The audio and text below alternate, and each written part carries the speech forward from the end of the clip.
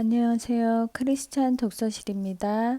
오늘은 감사력 세 번째 시간입니다.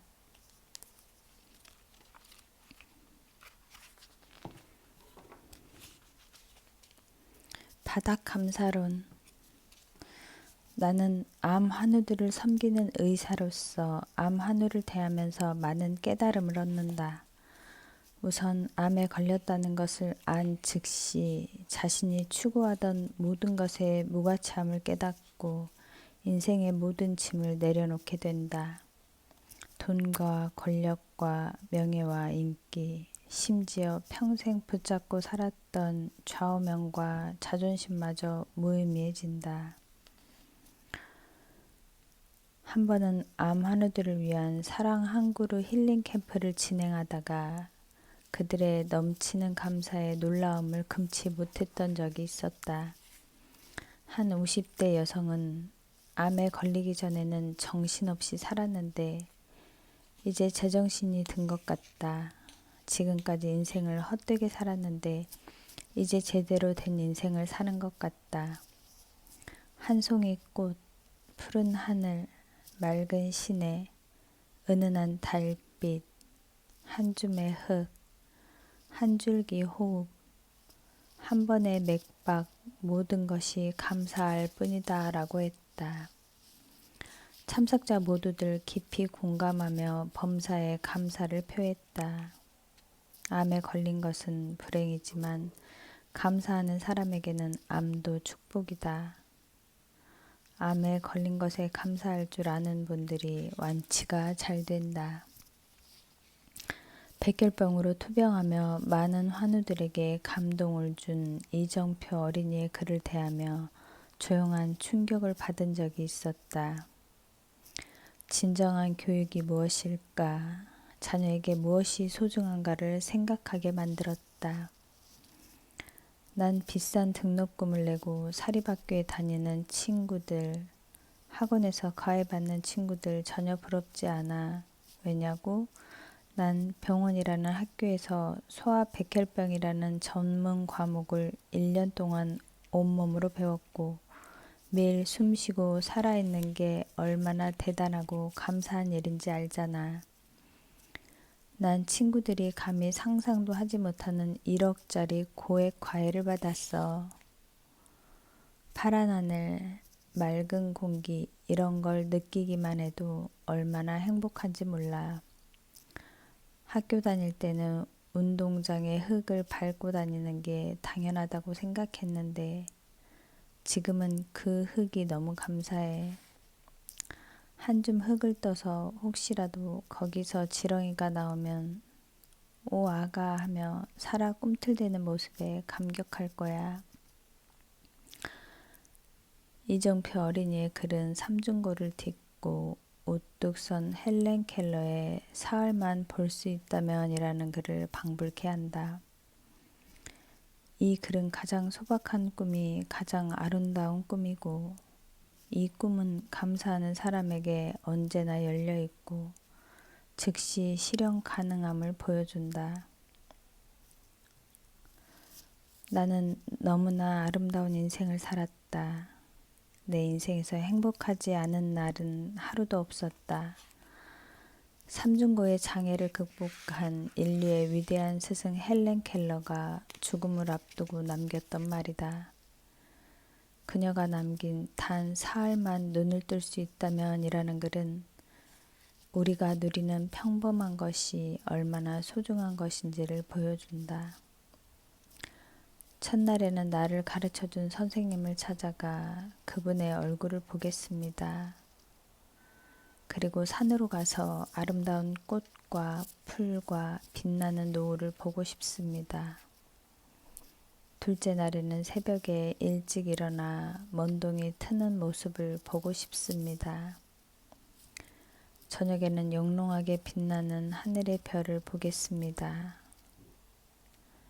셋째 날에는 아침 일찍 큰 길로 나아가 부지런히 출근하는 사람들의 활기찬 모습을 보고 싶습니다. 점심때는 아름다운 영화를 보고 저녁에는 화려한 네온사인과 쇼윈도의 상품을 구경하고 저녁에 집에 돌아와 사흘간 눈을 뜨게 해주신 하나님께 감사의 기도를 드리고 싶습니다. 얼마 전 집회차 미국 엘라바마에 갔을 때 투스컴비아의 헬렌 켈러 생가를 방문한 적이 있었다. 헬렌 켈러의 고결한 삶이 흐르는 아름다운 고택에서 불가능을 가능케 한 미션 임파서블의 현장을 실감할 수 있었다. 가느다란 생의 숨결에서 거대한 화산처럼 묻은 가능성과 잠재력을 분출시킨 위대한 삶의 실체를 볼 수 있었다. 일본 북해도의 아사히카와는 정말 아름다운 곳이다. 일본 최대 공원인 대설산 국립공원이고 이시카리 강이 있다. 그곳에 있는 동안 새벽마다 기도를 마치고 이시카리 강가를 산책했다. 푸르른 초원이 강가를 덮고 푸른 하늘이 도시를 덮었다. 도시 공원의 천연림에는 키다리 나무가 하늘을 찌를 듯이 솟아있다. 특히 이곳은 빙점, 길은 여기에의 작가 미우라 아야코의 고향이자 문학기념관이 있는 곳이다. 내가 대학 시절에 정말 좋아했던 크리스찬 작가 미우라 아야코의 숨결이 녹아있는 그곳에 와 있다는 것은 내게 큰 감사의 제목이었다. 미우라 아야코는 평생 폐결에 척추 카리에스, 파킨슨 병을 달고 살았다. 그런 상황에서 항상 웃으며 주변 사람들에게 감사의 말을 했던 그녀가 했던 유명한 말이 잊혀지지 않는다. 아프지 않으면 드리지 못할 기도가 있다. 아프지 않으면 듣지 못할 말씀이 있다. 아프지 않으면 접근하지 못할 성소가 있다. 아프지 않으면 우러러보지 못할 성안이 있다. 아프지 않았다면 나는 인간일 수조차 없었다. 한 번은 미우라 아야코 문학관에서 책을 읽다가 감사 아줌마라는 글을 보게 되었다. 미혼으로 있을 때 아야코가 사는 동네에 가정주부인 한 아줌마가 살고 있었다고 한다.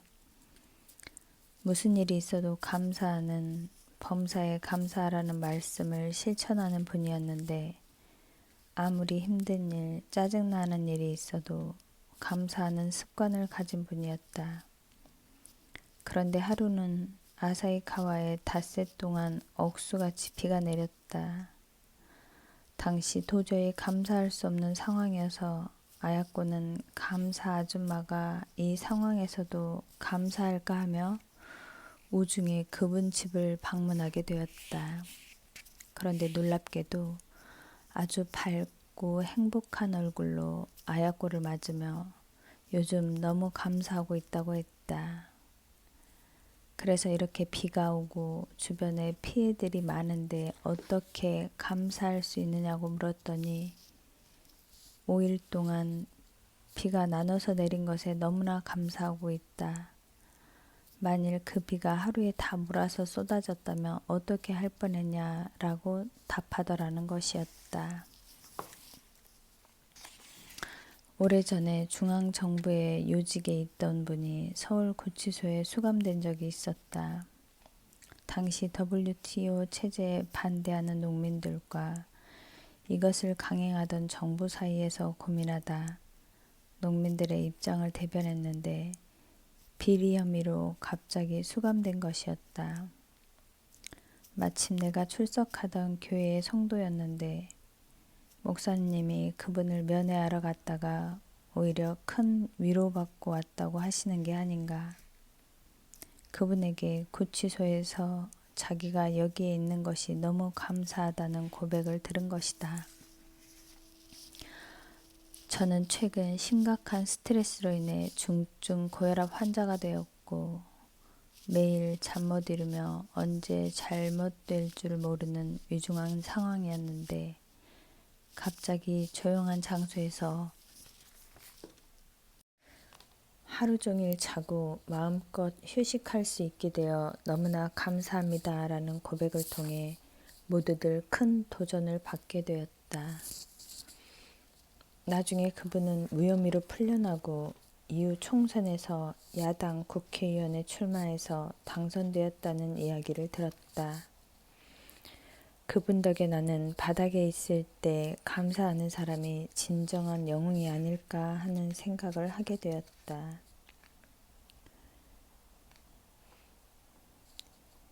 경영의 신이라고 일본을 대표하는 경영자 마쓰시다는 세계적인 전자회사 파나소닉을 키웠을 뿐 아니라 마쓰시다 정경숙을 설립하여 차세대 인재 양성을 했던 분으로 유명하다.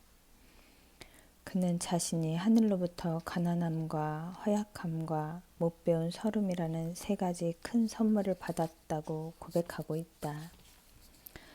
나는 가난 속에 태어났기 때문에 부지런히 일하지 않고서는 잘 살 수 없다는 진리를 깨달아 큰 기업을 경영하게 되었습니다.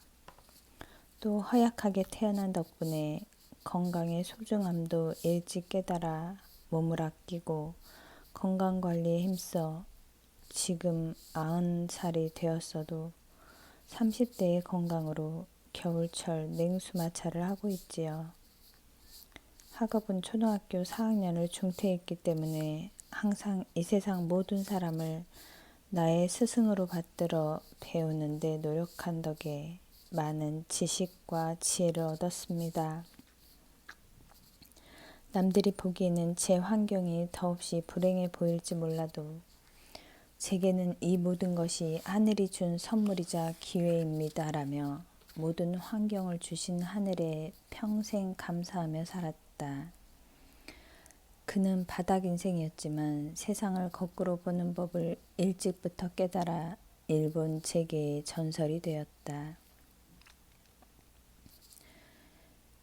코나에서 리더십 훈련 받을 때 가장 기억에 남는 일은 워크 듀티라고 하는 노동 시간이었다.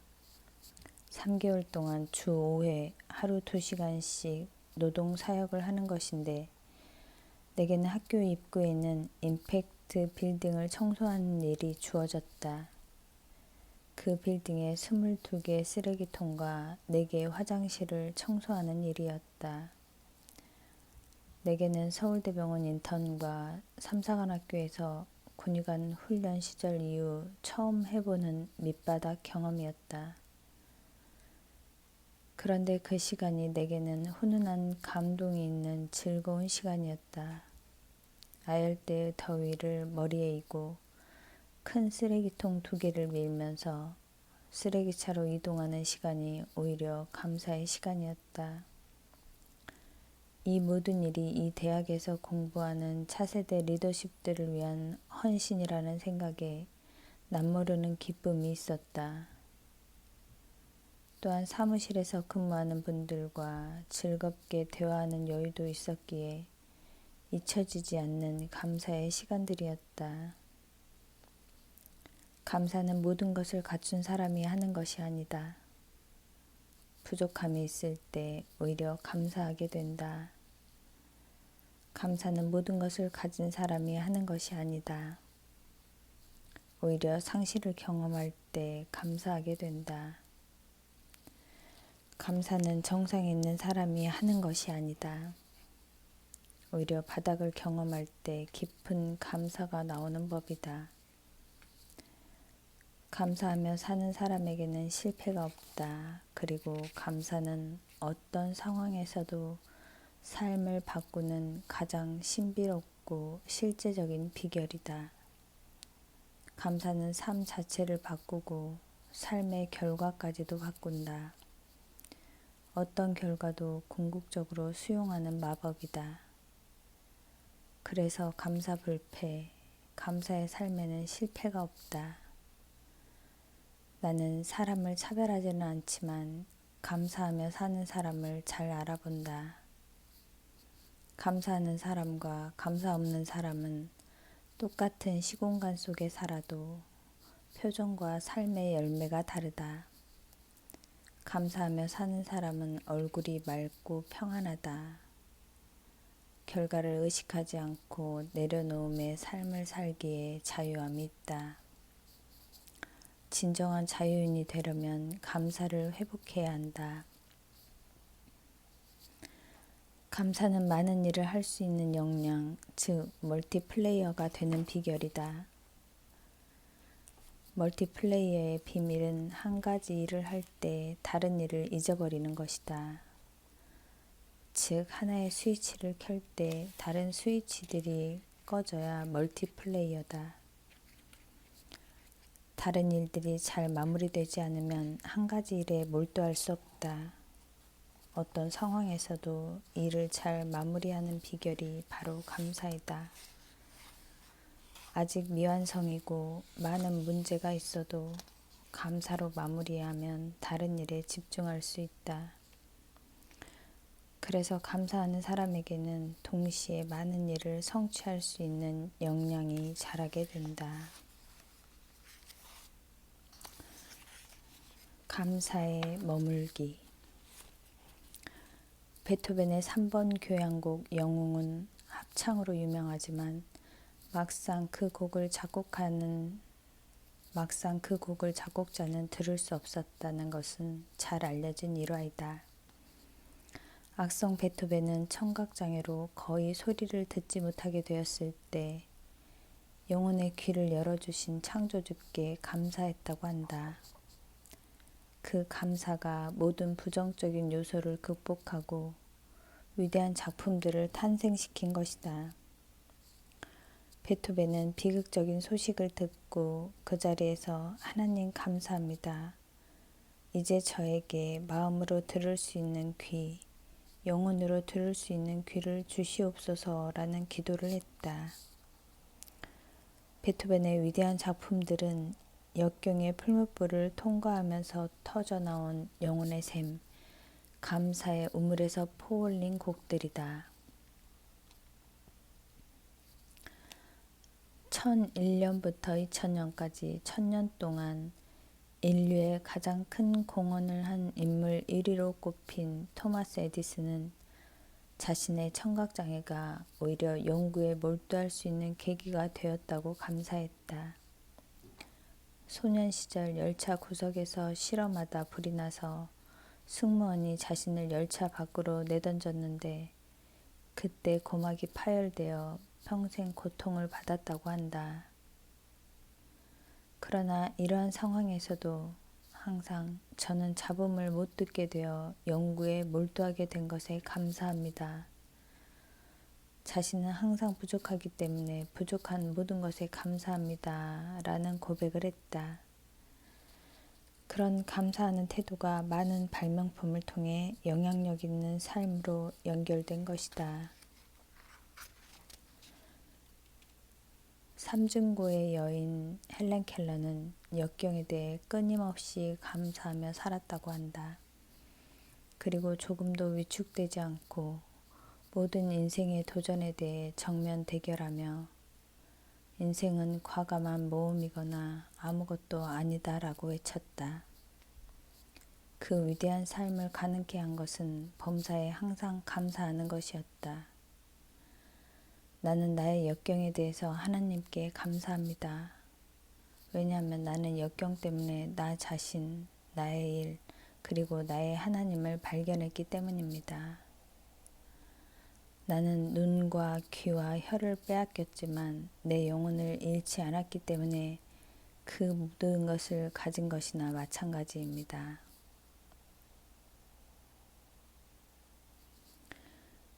링컨 대통령의 위대한 점은 절대 감사의 확고한 태도로 항상 감사하며 과거의 실패를 미래의 발판으로 활용하는 것이었다.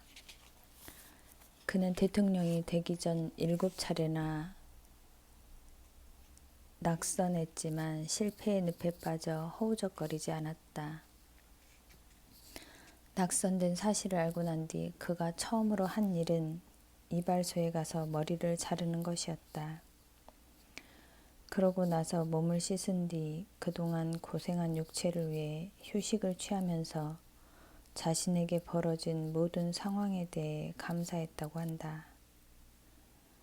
여기서 끝나지 않고 하루 동안의 휴식을 마친 그는 바로 다음 날부터 선고 준비에 돌입했다. 그리고 다시 준비할 때는 목표가 한 단계 더 높아졌다. 자신의 성취 수준을 보다 높게 잡은 것이다. 링컨은 이처럼 자신의 실패를 디딤돌로 삼아 더 큰 성공을 준비하는 사람이었다. 이는 자신을 있는 그대로 용납하고 안 좋은 일을 바로 털어버리면서 오히려 실패조차 감사했던 그의 긍정적인 습관 덕분에 가능한 일이었다. 이것은 감사의 습관이 만들어내는 기적과 같은 삶이었고 끝없는 감사가 노예 해방을 이끌어낸 힘의 원동력이었다.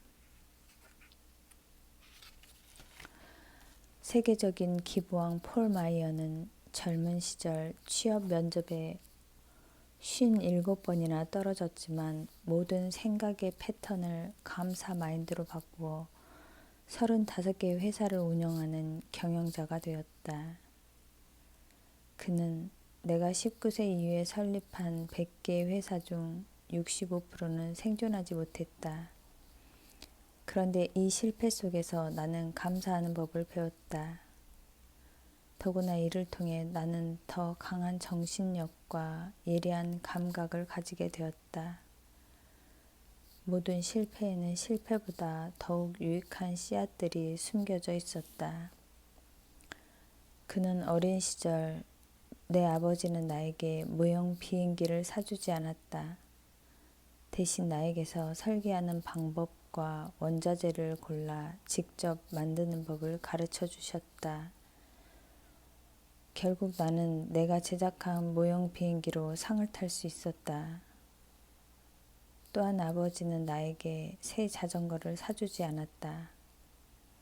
그래서 나는 할 수 없이 고장이 잦은 헌 자전거를 타야 했는데 시간이 갈수록 수리 기술이 점점 능숙해지고 결국 이를 통해 돈을 벌게 되었다. 그리고 보험회사 시절 업무를 시작할 때 나는 밑바닥에서부터 시작했다. 그래서 겸손한 태도는 물론 회사의 가장 세세한 업무까지 배울 수 있는 특권을 누렸다. 그가 일생 동안 거둔 성공은 일찍부터 터득한 감사하는 태도에서 나온 열매라고 할 수밖에 없다. 자유롭고 싶었기에 증오심을 내려놓았다라고 고백하며 아파르트 헤이트로 수십 년 동안 자신과 흑인들을 괴롭혔던 모든 백인들을 용서한 넬슨 만델라.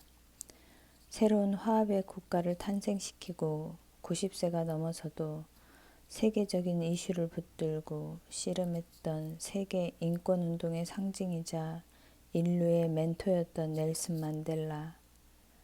그는 억울한 감옥살이를 27년 했는데 그를 꿋꿋하게 지탱시킨 것은 줄기찬 감사 생활이었다.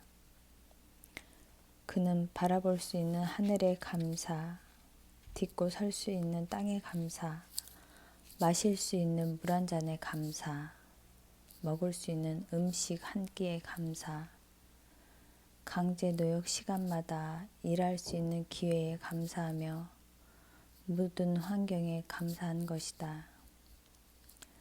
그가 석방되었을 때 보여준 건강한 몸과 맑은 지성은 줄기찬 감사의 산물이었다. 만델라는 절대절명의 순간에 분노 대신에 감사를 택함으로써 자신을 바꾸고 세상을 바꾼 리더가 된 것이다. 근위축성 측색경화증이라는 불치병에 걸렸다는 충격적 진단을 받고 우울증에 빠져서 박은혜의 음악만이 유일한 위로였던 스티븐 호킹. 그는 이런 최악의 상황에서 현실을 있는 그대로 인정하고 절대 감사의 태도를 가지고 절망적인 상황에 도전한다. 스티븐 호킹은 그 책에서도 감사의 마음을 표했고 불후의 명저, 시간의 역사를 발간할 때 도움을 준 수많은 사람의 이름을 일일이 거명하며 감사를 표현했다. 또한 너무나 전문적이어서 팔리지 않았던 저서에 대해서도 나는 그때부터 독자가 더 이해하기 쉬운 책을 쓰는 방법을 알게 되었다고 고백했다. 원고 수정을 지나치게 많이 요청한 출판사 편집자와 관련해서도 그가 까다롭게 굴었기 때문에 이 책이 탁월한 수준의 책이 될 수 있었다며 감사를 표시했다. 절망적 상황 속에서도 포기하지 않고 절대 감사의 마음을 가진 스티븐 호킹이 많은 사람들이 존경하는 금세기 최고의 과학자가 된 것은 결코 우연이 아니다. 장기르 박사는 평생 사랑과 봉사의 길을 간 한국의 슈바이처로 알려진 분이다.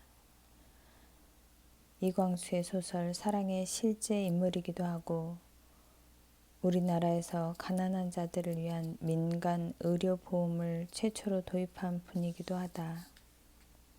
나는 그분의 제자인 이건호 박사에게 성경을 배웠고 그분의 아들인 장가영 교수에게 해부학을 배웠다. 그의 위대한 삶의 비결이 감사에 있음을 알게 해준 일화이다. 그가 발의 아킬레스건이 끊어져 병원에 장기 입원했을 때의 일이다. 병문안을 갔던 분들이 어떻게 그렇게 고통스러운 상황에서 밝은 얼굴로 지내느냐고 의아해했다. 그랬더니 그는 이 일로 인해 얻게 된 3가지 감사를 이야기했다.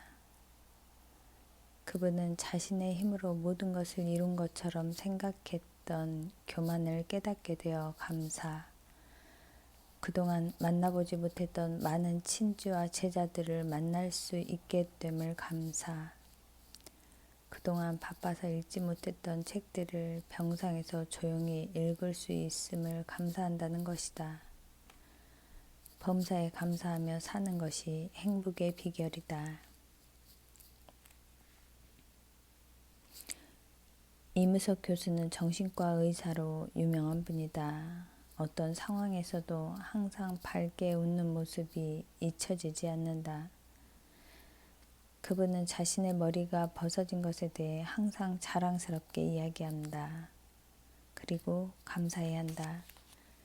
그 이유는 머리가 벗어진 것이 자연스럽게 랜드마크가 되어 자기를 한 번 보면 절대 사람들이 잊지 않는다는 것이었다. 많은 분들이 부끄러워하는 영역에 그는 감사로 자유함을 누리고 있었다. 이스라엘의 골다 메이어 수상은 12년간 수상 자리에 있으면서 이스라엘을 국가적 위기에서 구한 영웅이다. 그는 재임 기간 걸린 백혈병과 사투를 벌이면서도 자신의 직분을 성실히 감당했다. 그런데 그녀는 자신이 못생긴 것에 대해 감사한다고 했다. 자신의 외모 때문에 오직 공부에 매달릴 수밖에 없었다고 한다. 그 덕분에 목숨 걸고 공부했고 목숨 걸고 기도했고 목숨 걸고 나라를 회복시키는데 몰입했다고 한다. 그녀는 나의 외모에 대한 절망이 절대절명의 신적 소명을 깨닫는 기회가 되었다며 평생 감사했다. 감리교의 창설자인 존 웨슬리는 평생 25만 마일을 다니며 설교를 한 순회 설교자로 유명한 분이다. 한 번은 지방 순회 중에 자신이 살던 목사관이 불에 타버렸다는 말을 듣고 감사했다고 한다. 그동안 자신이 살던 큰 목사관에 큰 부담을 느끼고 있었는데 부담을 덜게 해주셔서 감사합니다 라고 기도했는데 감사를 생활화하며 사는 사람에게는 어떤 것도 큰 문제가 되지 않는다는 것을 보여주는 일화이다. 현대 선교의 아버지라고 불리우는 인도 최초의 선교사 윌리엄 캐리는 8년 동안 번역했던 11,000페이지의 원고를 화재로 소실한 적이 있었다. 그가 산책 나간 사이에 강아지가 촛불을 건드려 불이 난 것이다. 그가 산책에서 돌아온 뒤 모든 원고가 불에 탔다는 것을 확인하고 그는 감사 기도를 드렸다. 그동안 번역했던 원고가 부족했다는 것을 아시고 다시 완벽하게 번역하라는 뜻으로 알고 감사를 드립니다. 감사의 거인들에게는 어떤 불행도 감사의 기회가 된다는 것을 확인해 주는 일화이다. 스위스 제네바를 종교계획의 중심지로 만든 존 칼빈은 밤새 질병의 고통으로 하루 3-4시간밖에 자지 못하는 불면증 환자였고 걸어다니는 종합병원이었다. 무려 25가지 질병을 몸에 달고 살았던 그는 몸이 너무 아파 제대로 잠을 잘 수가 없었다. 결국 잠을 못 자니 기도할 수밖에 없었고 기도하다 보니 영감을 얻어 깊은 영성의 책들을 저술하게 되었다. 결국 그의 불의의 저서들은 불면증의 산물이었다. 그는 불면증도 감사의 제목이 되는 기적을 체험하며 일생을 살았다고 한다. 보이스 비 앰비셔스라는 말로 유명한 삿포로 농업학교의 설립자 윌리엄 클라크 박사, 그의 제자이자 일본의 대표적인 작가요 사상가인 오지무라 간조는 감사는 인간의 언어가 아닌 하늘의 언어라는 유명한 말을 했다. 또한 감사는 은총을 받는 그릇이라고 정의했다. 그의 선구자적인 기질로 많은 난관을 헤쳐나가는 치열한 삶을 살았다. 그는 그 과정에서 감사의 중요성을 깨닫고 이렇게 썼다. 하늘의 형벌은 사업의 실패가 아니요 생활의 곤란도 아니며 육체의 질병도 아니고 가정의 불화도 아니다. 오직 감사의 마음이 없는 것이다. 이것이 세상에서 가장 큰 재난이요 인간에게 가장 무서운 형벌이다. 러시아의 대표적인 작가 도스토옙스키는 정치 사상적인 이유로 사형 선고를 받았으나 시베리아 유형의 체험과 사색을 통해 극적으로 변화되어 감사를 아는 인물이 되었다. 그는 1864년 지하에서 온 편지에서 인간에 대해 이렇게 썼다. 인간이 어떻게 이토록 터무니없을 정도로 감사할 줄 모르는가? 이상할 정도로 감사할 줄 모르는 인간. 사실 나는 인간에 대한 최고의 정의가 감사할 줄 모르는 두 발 달린 존재라고 생각한다. 욥은 모든 자녀들까지 사망한 최악의 재난을 겪으며 주신 이도 주님이시오 거두신 이도 주님이시니 주의 이름이 찬송을 받으실지니다 라는 고백으로 어떤 상황에서도 원망 없이 감사를 실천했던 인물이다. 세계적인 극작가인 버나드 시오는 모든 책이 다 없어진다고 해도 꼭 하나 갖고 싶은 책이 바로 성경의 욥기라고 할 정도로 유명한 책이고 욥은 고난의 대명사이다. 다윗 왕은 구약 성경에서 가장 많이 언급되는 인물로 성군 다윗으로 불리운다. 그는 도망자 시절 엔게디 골짜기의 동굴에 숨어 있을 때 자신의 정적인 사울왕이 3,000명의 황실 친위대를 이끌고 자신을 추적하며 동굴을 수색한다. 이러한 절대절명의 극한 상황에서 만국 중에 주님을 찬양하고 만민 중에 주께 감사하리라 라며 감사를 선포한 것으로 유명하다.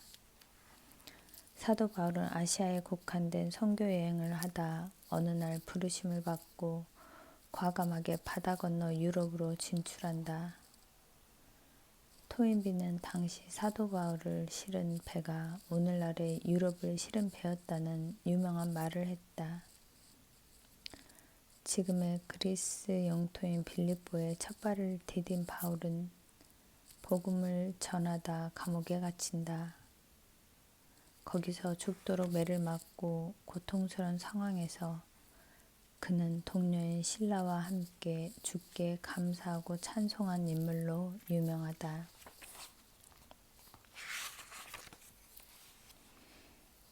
감사는 그 자체가 삶에 주는 하나의 충격이다. 사실 감사합니다라는 말 자체는 굉장히 충격을 주는 단어이다. 나는 호칭이 많은 사람이다. 아이들이 부를 때는 아빠이고 아내가 부를 때는 여보이다. 대학병원 시절 환자와의 관계로 만난 분들은 선생님이고 현재 병원에서는 병원장님이고 회사와 연구소에서는 박사님이고 학교에서는 이사장님이다. 아빠 감사해요. 여보 감사해요 등 선생님 감사합니다. 박사님 감사합니다 등 뒤에 감사해요. 감사합니다라는 말이 붙을 때 앞에 호칭이 인생의 기쁨이요 보람이요 훈장이고 면류관이 된다. 그러나 호칭 뒤에 붙는 말이 아름답지 않을 때 인생은 실패작이 된다. 그만큼 감사합니다라는 말은 파워 중에 파워이고 영향력 중에 영향력이다. 그가 쓴 감사합니다라는 글에서 공감을 느꼈던 부분을 나누고 싶다. 길을 걷다가 우연히 들어간 소품 가게에서 이것저것 둘러봐도 별달리 살 것이 없기에 그냥 나온 적이 있다. 손님도 별로 없는 가게에서 빈손으로 걸어 나오는 게 민망하기도 하고 미안하기도 했는데 카운터를 지키고 있던 주인은 오히려 감사합니다 하고 인사를 한다. 내 등 뒤로 들리는 그 인사말을 듣고 나는 그만 흠칫 뒤를 돌아 꾸벅 인사를 했다. 아이고 죄송합니다 하고 말이다. 손님이 뜸한 가게에 들어와 이리저리 헤집어 보다가 빈손으로 나가는 손님은 어떤 주인 입장에서도 달갑지 않은 사람이다.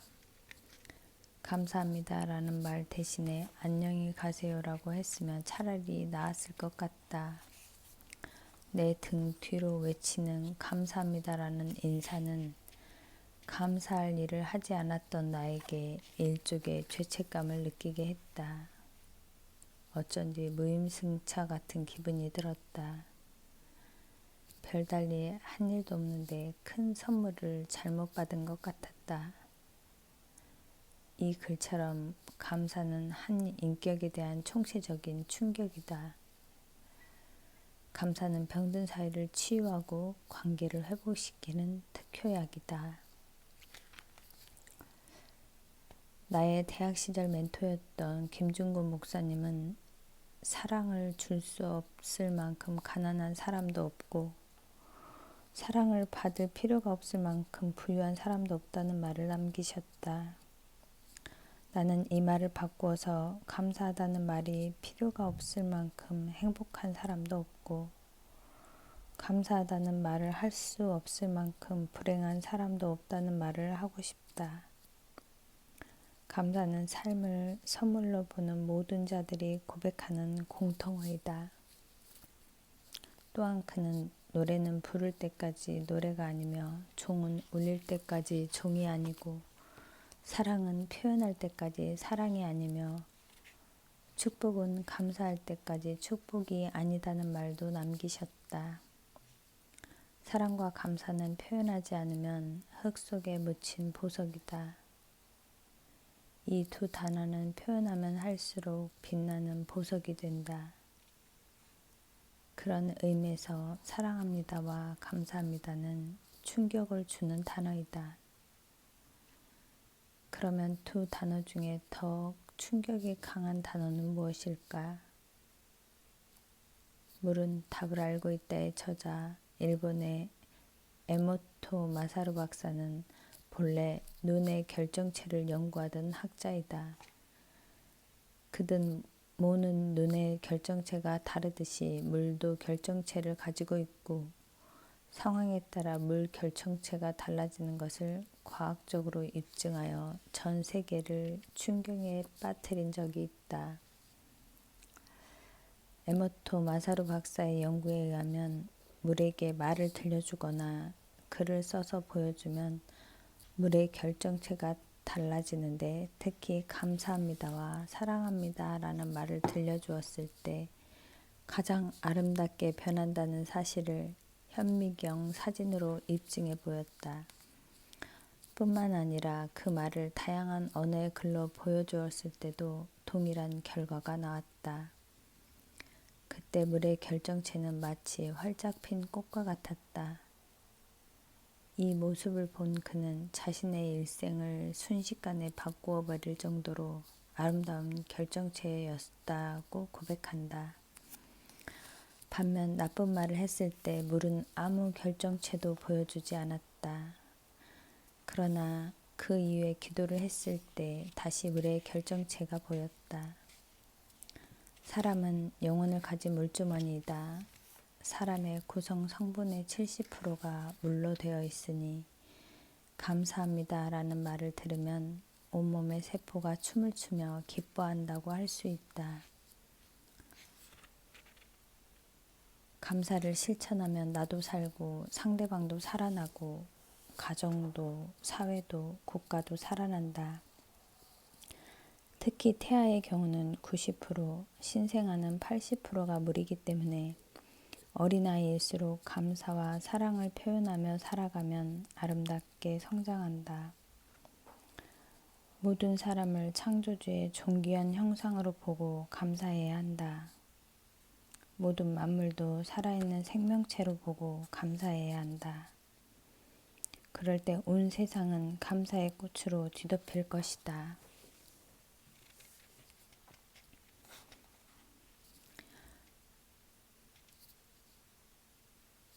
이토록 감사라는 말은 어느 누구에게도 충격이요 울림이다. 감사는 특별한 말이다. 우리가 다른 분에게 감사하다고 표현한다면 그것은 그분에게 빚을 지고 있다, 미안하다는 마음을 전달한 것이다. 브라질 사람들은 감사 표현을 오브리가또라고 한다. 영어 오블리와 같은 용어로 빚을 졌다는 의미다. 또한 진심 어린 감사에는 용서한다, 사랑한다 라는 세 가지 의미를 표현하고 있다. 감사를 표현했다면 이미 용서한 것이고 사랑한다고 고백한 것이다.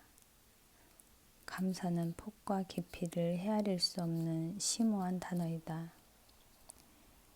현대를 4D의 시대라고 한다.